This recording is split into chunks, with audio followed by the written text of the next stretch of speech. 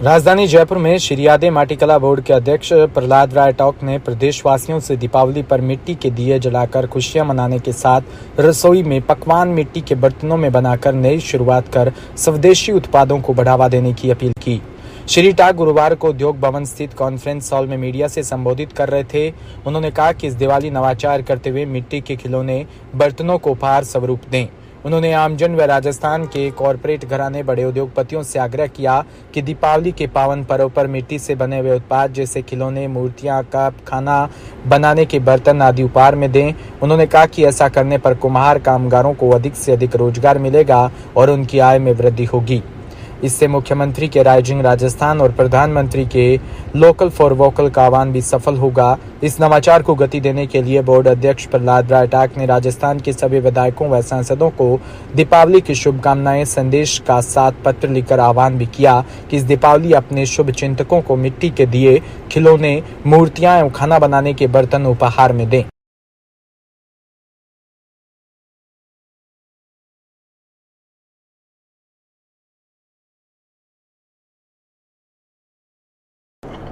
मुख्यमंत्री जी के द्वारा जो हमारे कामगारों के लिए जो 1000 इलेक्ट्रिक चाक और मिट्टी गूंदने की मशीनों की जो घोषणा की गई है, उसके माध्यम से इस वित्तीय वर्ष के अंदर करीबन 10,000 प्रत्यक्ष और अप्रत्यक्ष रोजगार उपलब्ध होगा। उसके ऊपर हम काम कर रहे हैं। तो उसके तहत जब हम उनके लिए आवेदन मांग के और प्रत्येक जिले में 20 का हम लॉटरी सिस्टम से उसका चयन करेंगे, जिसमें भी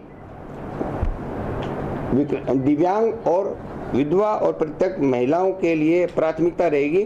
फिर उनको प्रशिक्षण दिया जाएगा। उसी जिलों के मुख्यालय पर 10 दिवसीय प्रशिक्षण होगा।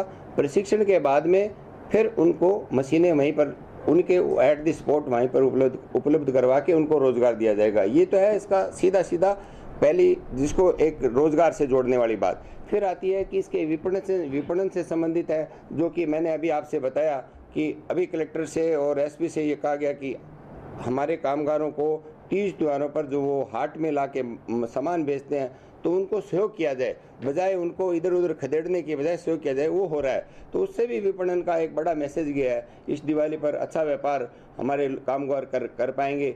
फिर दूसरी बात आती है कि जिस तरीके से एक नवाचार अपने योजनाएं कि मिट्टी के बर्तनों में खाना पकाएं, और क्योंकि किसी ज़माने में मिट्टी के बर्तनों में खाना पकाते थे तब तक स्वस्थ रहते थे। जैसे जैसे धातु ने प्रवेश किया उसके अंश खाने में जाने और उससे बीमारियां बढ़ी, ऐसा मानना है हमारा।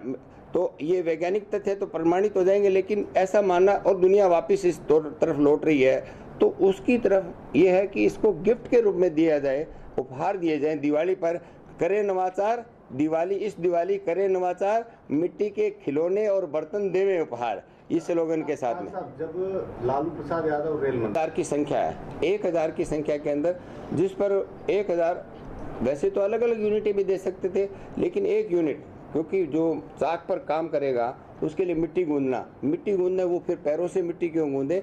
मैंने मुख्यमंत्री जी से आग्रह किया जी, कब जब प्रजापति हुए थे तब से लेके पैरों से मिट्टी गूंदते आ रहे, आज मशीनें हो गई तो मशीनें भी साथ दो। उनका धन्यवाद है कि उन्होंने इस बात को माना और उन्होंने साथ ही दो। तो एक यूनिट करके हम 1000 लोगों को देंगे।